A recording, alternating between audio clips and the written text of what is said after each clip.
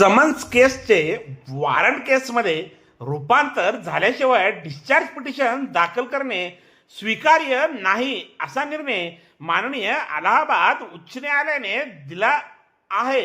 अलाहाबाद उच्च न्यायालयाने स्पष्ट केले आहे की जोपर्यंत दंडाधिकारी आपल्या विवेकाधिकाराचा वापर करून खटल्याचे वॉरंट केसमध्ये रूपांतर करीत नाही तोपर्यंत समन्स केसमधील आरोपीला दोषीमुक्त याचिका दाखल करण्याचा अधिकार नाही। एनआय कायद्याच्या एका खटल्यातील दोषमुक्त याचिकेचा फेटाळण्याच्या निर्णयाविरुद्ध दाखल केलेल्या याचिका फेटाळताना उच्च न्यायालयाने हे निरीक्षण नोंदवले आहे। नमस्कार मित्रांनो, मी आपला वकील मित्र विशाल गावडे। चला तर मग कायद्याचं म्हणजे तुमच्या फायद्याचं बोलूया।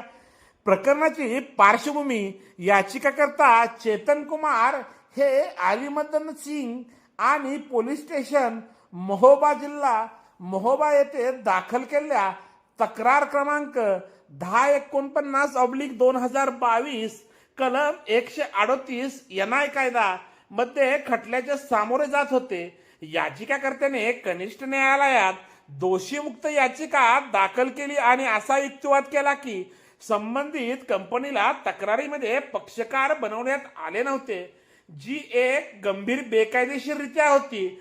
कनिष्ठ न्यायालयाने ही याचिका 5 ऑगस्ट 2023 रोजी फेटाळली। त्यानंतर याचिकाकर्त्यांनी न्यायालयात फौजदारी पुनर्निरीक्षण याचिका क्रमांक 84/2023 ही दाखल केली, जी देखील 24 सप्टेंबर 2024 रोजी फेटाळण्यात आली।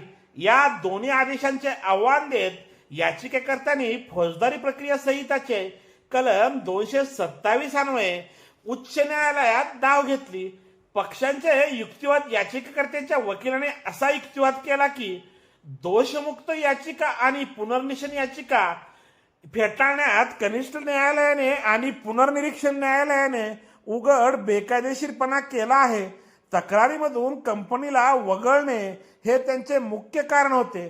दरम्यान शासनाच्या वतीनं हजर असलेले अतिरिक्त सरकारी वकील श्री R.K. सिंग यांनी युक्तिवादाला विरोध केला आणि सांगितले की कनिष्ठ न्यायालयाने दिलेल्या आदेशामध्ये कोणतीही बेकायदेशीररित्या नव्हतं। उच्च न्यायालयाचे विश्लेषण आणि निर्णय न्यायमूर्ती अनिल कुमार एक्स यांच्या खंडपीठाने कागदपत्रांची तपासणी करून आणि दोन्ही पक्षांचे म्हणणे ऐकून घेतल्यानंतर समन्स प्रकरणाच्या प्रक्रियात्मक स्थितीवर लक्ष केंद्रित केले। उच्च न्यायालयाने आपल्या निरीक्षणात म्हटले की सर्वज्ञात आहे की समन्स केसमध्ये आरोपीला दोषमुक्त याचिका दाखल करता येत नाही।